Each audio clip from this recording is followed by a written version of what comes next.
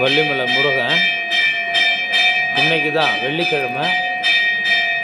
ஆமாம், மார்கழி மாதம் வள்ளிமலை மேலே இருக்கு தான் நான் இந்த பதிவு கொண்டிருக்கிறேன். ஆமாம், நல்லா இருக்கு. தரிசனம் பண்ணிட்டு இருக்காங்க. கொடிமரம் எல்லாரும் முருகப்பெருமான வள்ளி சமேத ஆமாம் ஆறுமுக கடவுள் சண்முகன் முருகன் சரவணன் கந்தன் கடம்பன் குகன் என்று சொல்லக்கூடிய எல்லாருமே இங்கே ஒரு முகமாக பார்க்கலாம். இது கிருபானந்த வாரியார்.